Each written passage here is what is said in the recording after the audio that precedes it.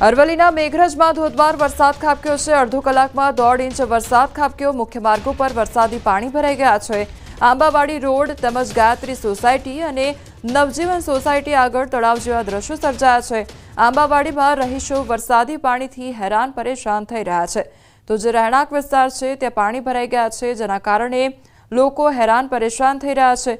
તો મુખ્ય માર્ગો પર વરસાદી પાણી ભરાયા છે। લોકોની સોસાયટીઓમાં પણ પાણી ભરાઈ ગયા છે।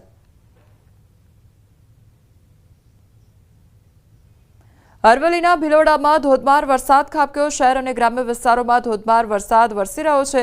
અંબાજી જતા પદયાત્રીઓને હાલાકી વેઠવાનો વારો આવ્યો છે। એક તરફ અંબાજી જવા માટે જે પદયાત્રીઓ છે તે હવે પદયાત્રા કાઢી રહ્યા છે, ત્યારે બીજી તરફ તે લોકોને વરસાદ વરસવાને કારણે હાલાકીનો સામનો કરવો પડી રહ્યો છે।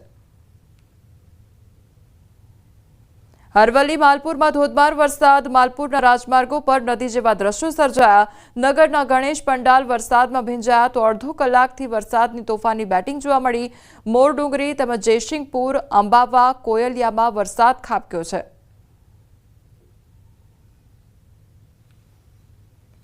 અરવલ્લીના મોડાસામાં પણ ધોધમાર વરસાદ વરસ્યો છે, ત્યારે શામળાજીમાં પણ મેઘરાજાની તોફાની બેટિંગ જોવા મળી।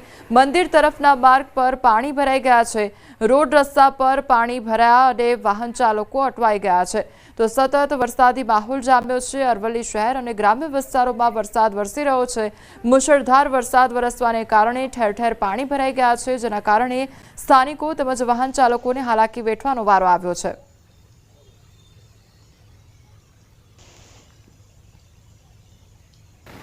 સુરતના ઉમરપાડામાં મેઘરાજાની તોફાની બેટિંગ જોવા મળી છે। ઉમરપાડામાં 2 કલાકમાં 4 ઇંચ જેટલો વરસાદ ખાબક્યો છે, તો ભારે વરસાદથી નદીમાં નવા નીર પણ આવ્યા છે। ઊંચાઈવાળા ગામે નાળામાં નવા નીર આવ્યા છે, ત્યારે પુલ પરથી પસાર થતું મોપેડ ખેંચાયું હતું। સ્થાનિકોની મદદથી મોપેડ ચાલકનો જીવ પણ બચ્યો છે। ડાંગ જિલ્લાના ઉપરવાસમાં ભારે વરસાદ ખાબક્યો। વરસાદને પગલે ખાપરી નદીમાં ઘોડાપૂર આવ્યું। નદીમાં ઘોડાપૂરને લઈ કોટમદર ગામના લોકોને ભારે હાલાકી વેઠવાનો વારો આવ્યો છે, તો લો લેવલના બ્રિજ પર પાણી ફરી વળતા માર્ગ બંધ થયા છે।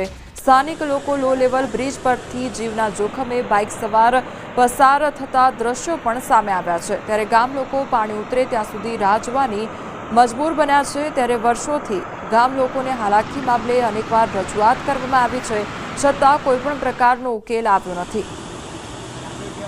તો સતત વરસાદ વરસવાને કારણે જે લો લેવલ બ્રિજ છે તે આખો પાણીમાં ગરકાવ